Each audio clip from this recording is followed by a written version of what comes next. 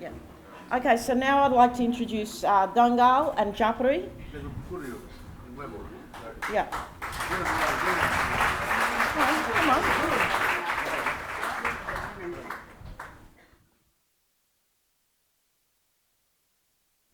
The fighter I become, the stronger I get.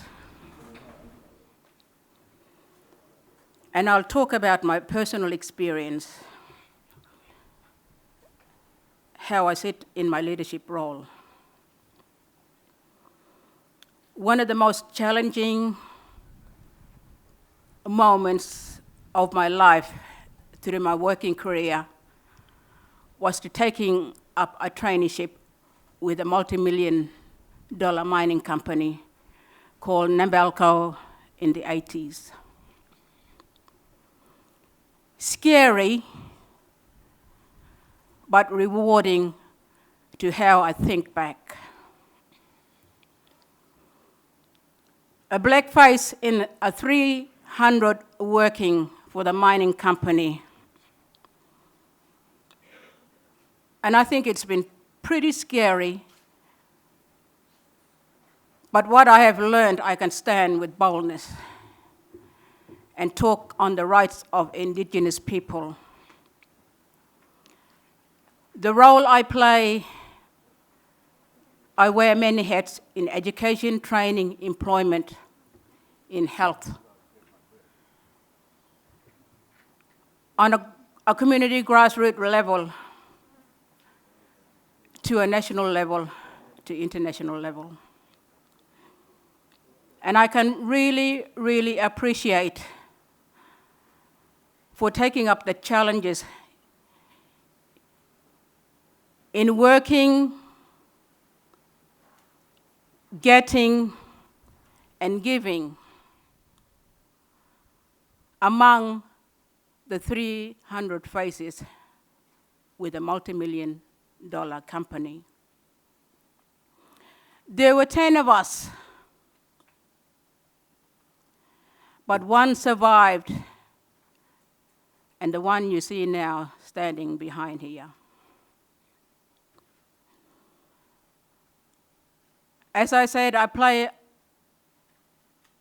rather a very heavy load, but I am so surprised that I still have a moment in my life for my family. And my biggest passion of who I am in my leadership role is to work on the ground. I think what my brother said before, I think it was the sisters that cracked the whips. Cracked the whips from the ground to make them realize that we are suffering from so much from the unknown world. And I'm sure Jawa can agree of what I am saying. I'm an advocate for the 14 tribes of this region. And what are challenges that I've seen, and how can I pass on that skill and knowledge to be getting out of that nutshell of your own comfort zone and exploring the outside world. And I think that is the challenge for our young people. They've heard, our brothers have heard the cracking of the whips from the sisters, cracking up the whips from the mothers, the grandmothers, the aunts, the cousins. Men are starting to realize, and it makes me feel so proud as a person that I have related myself into all the 14 clan groups of here with that journey that I have experienced through my life, I took my culture with me to make me strong, to make my brothers, young people realize. And one of the things with the RALPA program, I and others were the very first people that actually talked about the RALPA program. And now it is happening. It brings me much joy. And that's what we want with you in us and we in you. Partnership, working with one another as brothers and sisters, as true Australians. Let's see it happen in 10 years' time. Thank you.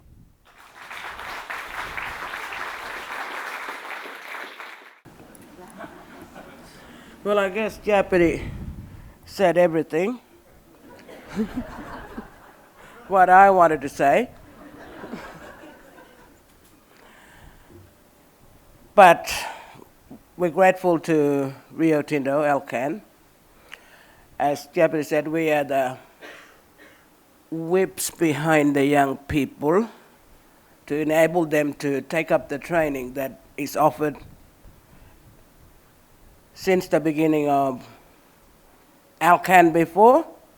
That's when we come up with training of our young people in this region.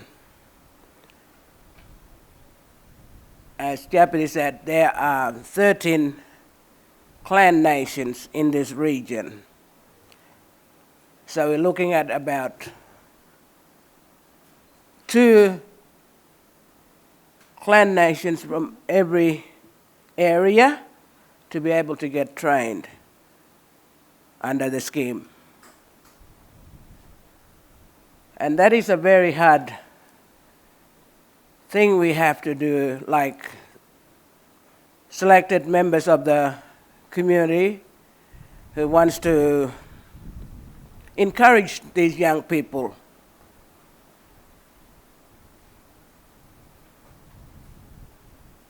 The mining in the first place is a good thing, but bad things come with it. What we call the distractions, which take away our young people from reaching the goal that they need to gain in their lifetime. But we're grateful for these mining companies. And other than that, in our own life journey, we've come upon a lot of things that is appropriate of getting the qualifications for certain other skills and trades, especially here at Nhulunbuy and Yirrkala, as well as the homelands. And we see it much more widely. People say that homelands are an appropriate area where training can happen. Trainers should go to the homelands, as most young people say that it's harder for them to learn outside where they belong.